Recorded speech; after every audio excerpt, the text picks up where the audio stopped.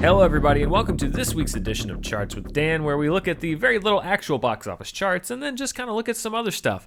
It's a fun thing that we do here. As always, as we have been since we started doing it here on the channel, we're waiting for theaters to reopen, for studios to start releasing their numbers about what people are actually going to see. But let's see what information we do have from this last weekend at the box office, where we see that Becky, which was the number 2 film last weekend, takes over the number 1 spot from The Wretched. That has been the long-running number 1 film, at least as far as the charts go, for the last several weeks. That's followed by the animated film Strike, The Trip to Greece, and The Fox Hunter. As we've mentioned and as I've said, pretty much since studios stopped reporting data, this does not necessarily reflect that these are the 5 movies that people saw the most. It's just that the big studios aren't reporting their data, so this is what we have. But The Wretched, now approaching $1.5 million in grosses, remains the big winner over the pandemic, if you want to call it that, as far as people going to see it in theaters. And then Becky, sticking around now, over $100,000 for the second week in a row. So you keep seeing these smaller films that are benefiting from the fact that there are drive-ins and an increasing number of actual theaters, not that drive-ins aren't actual theaters, but brick and mortar inside theaters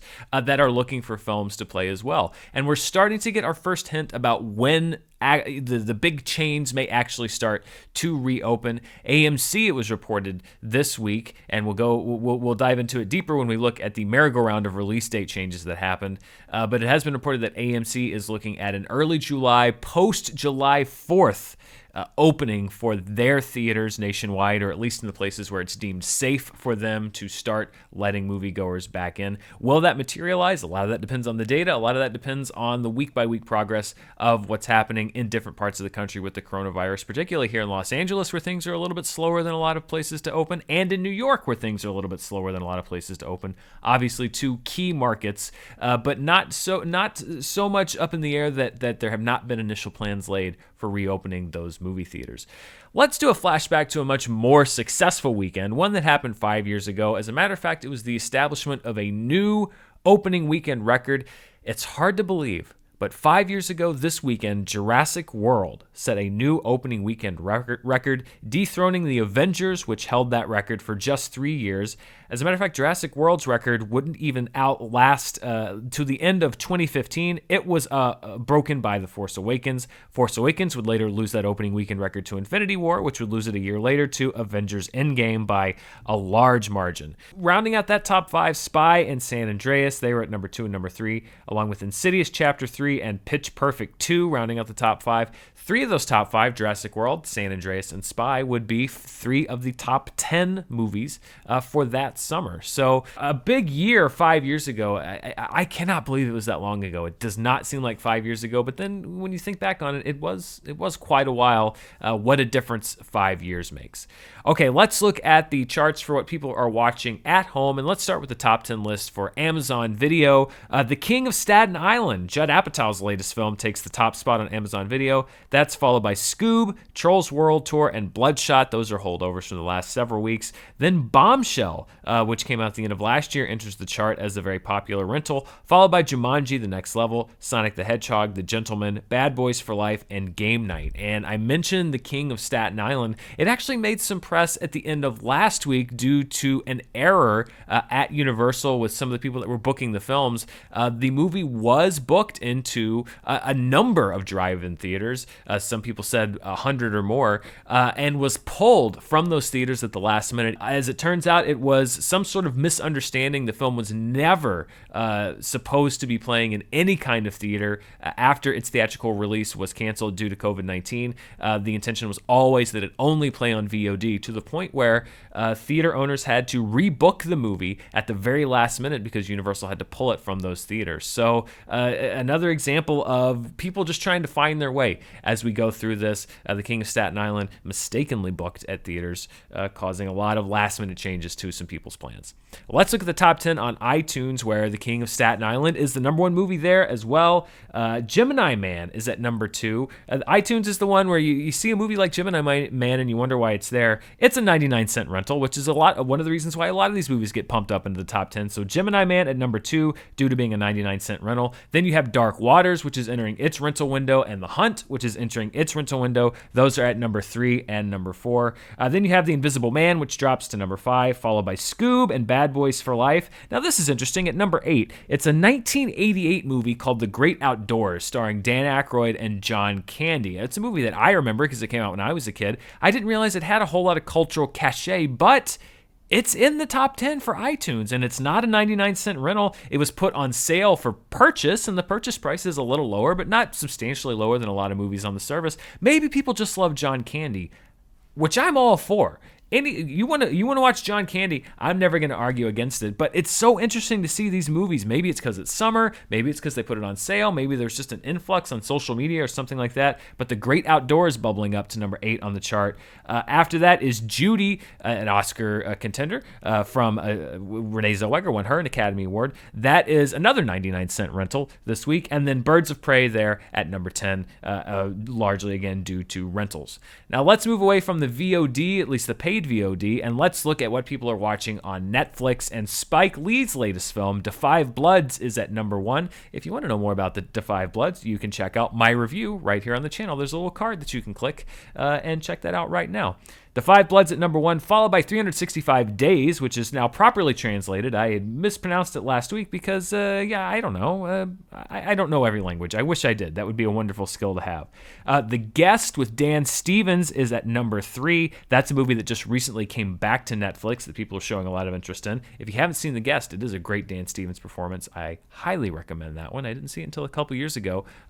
Thumbs up from me. Don't sue me, Roger Ebert. Cloudy with a Chance of Meatballs, The Night Clerk, The Last Days of American Crime, The Help, Uncut Gems, Despicable Me, and Clueless, all movies that were on the Netflix chart last week, carry over into this week. So as I mentioned, we've been talking about Tenet, what's going to happen with it, because so many of the other theatrical release dates and plans for reopening theaters were largely thought to be based on what Warner Brothers decided to do with that film. Well, last week, they finally made a decision, and it unleashed a cavalcade of release date changes. So I thought, just as almost as a public service here on the show, why don't we get on the movie release date merry-go-round, and I'll go through just a few of the changes that were made to the movie release schedule last week. And let's start with Tenet. As I mentioned, people have been wondering what was going to happen. It was announced that it will no longer release on July 17th, but is pushing its release 2 weeks to July 31st, with Inception being re-released on Tenet's original date. This seemingly also affected the date of Unhinged, the Russell Crowe movie. It had staked a claim to be the first nationwide movie released on July 1st. It changed its date to July 10th, since it has a couple extra weeks where Tenet wasn't going to be taking up a lot of the air at the box office. Warner Brothers also announced that Wonder Woman 1984 is going to be pushed back even further than expected. It's now going to open on October 2nd instead of August 14th. That is now the 5th release date for Wonder Woman 1984. This prompted Bill and Ted Face the Music to move its release date up 1 week from August 21st to August 14th to take Wonder Woman's spot and take advantage of the box office there. Warner Brothers also announced that Godzilla vs. Kong is moving to its 5th release date, and it moved from a planned release date of November 20th this year to May 21st, 2021 next year, which means it's going to open almost 1 year to the day after it was originally intended to open. The Matrix 4, another Warner Brothers film, which had been announced to open on Godzilla vs. Kong's new date of May 21st, 2021, moved from that date to April 1st, 2022. Now, seeing that Godzilla vs. Kong is moving from November 20th, that meant that No Time to Die decided to change its release date here in North America. It had been scheduled to open on November 25th. It moved up 5 days to November 20th. And the things by which all movies are judged, the Academy Awards just today announced that they are moving their ceremony 2 months from February 28th, 2021 to April 25th, 2021, and extending the deadline for consideration to February 28th. So that means that there will be an extra 2 months added to the awards season. So it'll really be awards year 2020 / beginning of 2021. But then do we have a 10-month awards season for 2021? Now with Tenet moving to July 31st, Mulan is now in line to be the first major studio release nationwide. It's still on the schedule for July 24th, but does it stay to that date? Does it not? There's been no word. Things are changing so quickly that all we can do is keep up. So perhaps the movie release date merry-go-round will become a regular feature on this show, much like another feature that was affected by all of these release date changes, which is the countdown to new movies. As I mentioned, the film Unhinged with Russell Crowe was announced as coming out on July 1st. It would have been the first nationwide release. It has delayed its release 9 days. So the countdown to new movies, which would have been at 16 days today, goes up to 25 days. So if Unhinged is in fact the first nationwide release, it is now 25 days away. We're still under a month, but we're 7 days past the last one, but we're 2 days higher. That's just the kind of world that we live in. Here's the irony in all of this. One of the only movies that the release dates had not changed in the last, let's say, 4 to 5 days is New Mutants, because we are still allegedly 74 days away from the release of New Mutants. We are going to keep that countdown going because there has been, up till now, no change in the release date for New Mutants. The world is so crazy right now, and the movie release schedule is so nuts that the only constant this week is the release date of New Mutants. This is where we are, folks. Dogs and cats living together, all that kind of stuff. So, is any of this going to stick? I don't know. I have no clue. I think a lot of this is probably going to change. I think we're going to hear even more. We're going to hear a lot more from Disney. Disney's already made several changes to their schedule. They pulled one of their movies that was going to come out in August already. Does that mean that they're going to move Soul? Does that mean that they're going to move Mulan? Nobody knows. All we can do is roll with the punches. But for those of us who are sitting here waiting to get back to reviewing new movies, seeing when it's safe to go see new movies, it looks like the wait may be just a little bit longer. Now the question becomes, is Tenet going to stick to that July 31st date? There seems to be a fair amount of confidence from AMC, from the studios, that they can get things on track to at least partially reopen, or reopen enough to justify the release of these films by the end of next month. Will that happen? I don't know. We've been in this position before. All we can do is wait and see. And of course, I'll keep you updated here with everything that I know. So before I go, there was another thing that's not really chart related, but it is in a way, because it involves a movie. I love doing inflation adjusted numbers, and this is the movie that is on the top of the charts when you adjust numbers for inflation. As a matter of fact, according to the data that we have, this is a movie that has sold more tickets than any other movie ever released here in the United States. There was a controversy this past week involving the 1939 landmark film Gone with the Wind, and there are a lot of intricacies and ins and outs with this that I will try to summarize as best I can. If you would like to know more, I suggest finding there's a lot of news now and a lot of coverage on it if you want to know more about the situation. But essentially, last week there was a lot of uproar and a lot of outrage over the fact that HBO Max had pulled Gone with the Wind off of its new streaming service, HBO Max, after some criticism, a very high-profile criticism from Academy Award screenwriter John Ridley. He won the Academy Award for writing 12 Years a Slave. He wrote an op-ed piece for the Los Angeles Times that basically said that the film needed to be removed from the service until context was added, until it was put in the proper historical perspective.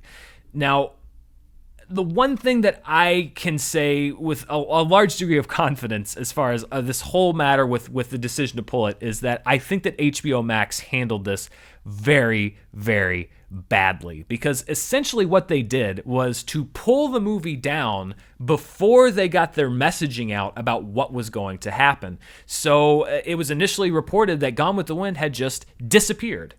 And so there was a vacuum of information, a vacuum of knowledge, and in that vacuum came a lot of speculation, came a lot of anger that the service and that Warner Media was just removing the film entirely and that it would not be available, and that they were trying to sort of shove into a corner a very controversial discussion that was brewing about the film.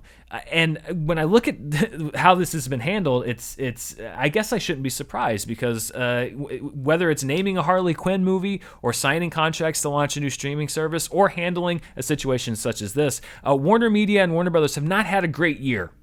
Let's be honest. They really haven't. But when it comes to Gone with the Wind and their decision to make sure that the movie is presented with the proper historical context, I actually think that is the correct decision, particularly now when not only are we as a country having these difficult discussions, but so many more people seem open to having these difficult discussions. I think that it is right to foster that kind of atmosphere, especially with a movie that, like Gone with the Wind, that deals heavily in issues of race, that is set in the Confederate and then the post-Civil War South.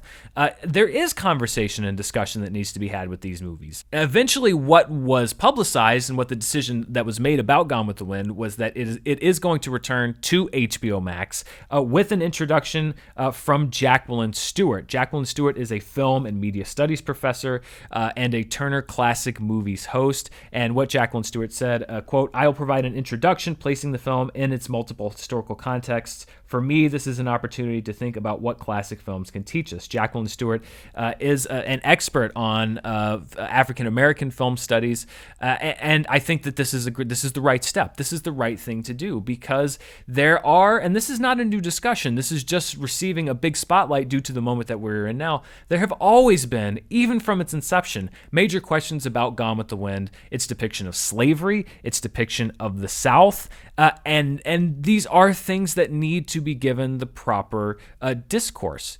There was a lot of people to scream censorship, and I don't necessarily think that this was censorship, particularly in light of the fact that HBO Max didn't just pull the movie down and make it unavailable. They're doing it until they can add the proper context. But even if they had decided not to run the movie, it is still readily available. It shot to the top of Amazon's bestseller lists. I checked today, it was still the #1 best-selling movie on Amazon. You could still rent it in a lot of places. You can still buy it in a lot of places. It's harder to find George Lucas's original cut of Star Wars, far harder, almost impossible, than to find Gone with the Wind. So I don't ever think that anyone's First Amendment rights were in jeopardy here. This was what I think was a pretty poorly handled decision by a private corporation to add context to something that they were hosting on one of their platforms.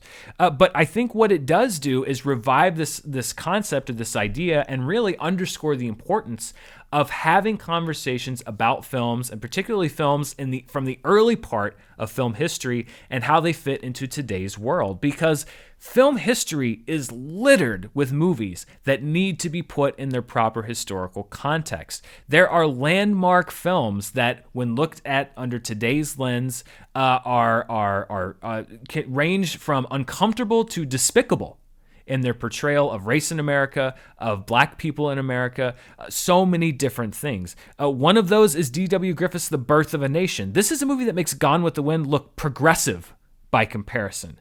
It is now largely and properly seen as an overtly racist movie, and one with portrayals and depictions that are damaging to race relations in America, damaging at the time to the perception of African Americans and how they were treated in this country. Now, this kind of discourse over the movie, again, it's always been controversial, but the idea of openly debating these topics has been happening more and more these last few decades, because I remember even when I was younger, with Birth of a Nation, the first discussion about the movie wasn't the fact that it is very, very, very problematic as far as how it portrays the KKK and race in America. It's that it was a landmark film that had some race issues. That discussion has changed even in the last few decades in my lifetime, and that's good because we need to be having those conversations. They shouldn't be swept under the rug. Another film is Al Jolson's The Jazz Singer. This is credited as the first talking picture. It is a landmark, monumental keystone in film history. It also contains scenes of Al Jolson performing in literal minstrel show blackface. It was a footnote for a long time. People said like, oh yeah, it's outdated, but it was the first talking picture. Pictures of Al Jolson in blackface were used as marketing for this movie when I was a kid, just a couple of decades ago. We are having those conversations now, and that's good. We need to have those conversations. Film is evolving. It is always undergoing a metamorphosis, and part of that metamorphosis involves discussing things in historical context. I'm sure there are things that were made today or things that were made 10 years ago that 20 or 30 years from now we'll be looking back on as historians and as a younger generation of film critics comes in and have that discussion and debate about. And we should. And we always should. That's art and that's film and that's important. The discourse is important. It's vital to keeping that art alive. And if you want an example of how to not have that conversation goes, just look at Disney and Song of the South. Disney has largely been avoiding having a conversation about this movie for decades. Now, not as long as some people might think. Like, Song of the South was re-released in theaters when I was a kid. I'm pretty sure that I saw it when I was very young because it was re-released as far back as 1986. There were Disney sing-along song tapes when I was a kid, even past 1986, that featured Uncle Remus. There's a ride, Splash Mountain. I've read it. I've ridden it many times. It's still there. That's based on the movie Song of the South. However, Disney has hidden the movie away, made it completely inaccessible, and really hasn't had much of a discussion about that movie, about its depictions, how it shows Uncle Remus, how it portrays the South, how it sidesteps certain issues about when the film takes place. But it's created this weird sort of Streisand effect. And if you don't know what the Streisand effect is, it was coined about 15 years ago. Barbra Streisand didn't want pictures of her home in this kind of catalog of Malibu coastline pictures that were online, and made such a big debate about it that instead of the picture going relatively unnoticed, it was viewed tens of thousands of times because in trying to get the picture taken down, she generated so much conversation about it that it drew more attention to the subject than if she'd just not said anything at all. In this case, by Disney burying Song of the South and ensuring that no one can see it, they've sidestepped and avoided having the discussion that needs to be had, and it's probably perhaps more controversial today than it would have been if they had been open to having these discussions and putting it, maybe not on Disney Plus, I don't know, but putting it out there somewhere with context, with a discussion, with an honest breakdown of the circumstances under which the film was made, where the studio made mistakes. But instead, they want to cash in on the movie where they can and avoid the rest. That's not a good step. That's not a good step forward. And I think it's a reason why HBO Max couldn't just leave Gone with the Wind up there, because by not addressing the problem, they would create much more conversation in the long term than they did by addressing the problem. So I think this is ultimately the right move, but done in the wrong way. HBO Max should have had a much better strategy for how they were going to execute this, and should have had a much better idea of what the steps should be. And, it's easy to second guess, particularly during a very turbulent time. But I think this should be a lesson to a lot of companies about how to execute things like this and how to treat movies and put them in the proper context. Because if you go back and you look, we don't have to go back that far. There are John Hughes movies that I've seen as recently as a couple of years ago that I've said, oh, wow, okay. That, given today's perspective, perhaps we should have a little bit more of a conversation. I don't think they should be banned, and I'm not saying that they're bad movies. I just mean that they should always be open for conversation and analysis and reevaluation based on where we are today. Not banned and not labeled as trash, but discussed. And that's something that is important to a vibrant film history. A few years ago, I was live on stage at Comic-Con doing a movie fight with Kevin Smith and Elijah Wood. And one of the questions that we got was, which movie should be erased from film history forever? And Kevin Smith said Triumph of the Will, which completely threw me and I think everyone else on stage off their game, because we just didn't see it coming. Because Triumph of the Will, if you don't know, is a documentary by Leni Riefenstahl, and it has largely been decried and roundly and properly criticized as something that glorifies Hitler's regime, Hitler's Nazi regime, shows it as this mighty force, and it does. But at the same time, I wish the argument that I had said at the time, but didn't, I gave some lame Star Wars argument that I'm frankly quite embarrassed about. But the argument that I wish that I could have thought in that moment, I will give here today as we close out the show, which is that film isn't perfect and filmmakers aren't perfect. And a lot of times films are made for sinister reasons. But at the same time, if we erase the mistakes of our past, like the old saying goes, then we're doomed to repeat them. So just because a film is offensive, or just because a film was made to glorify a system or a regime or an organization that now is rightfully labeled despicable, doesn't mean that we should erase all vestiges of any documentation of that. It's just as important for a movie to show us what not to do, what not to love, or how dangerous the medium can be used, how it can be used in the wrong way. Those lessons are just as important as showing us how amazing film can be and the ways that it can be used in the right way. So history shouldn't be erased, but it should be contextualized and it should be put in its proper perspective. I think it's something that we're starting to do more now, and quite frankly, I hope it's something we do a lot more of in the future. Thank you so much for watching the show. Please stay tuned here on the channel. I've got news and reviews. We'll be back with more charts next week. I really appreciate you watching, and we'll see you next time.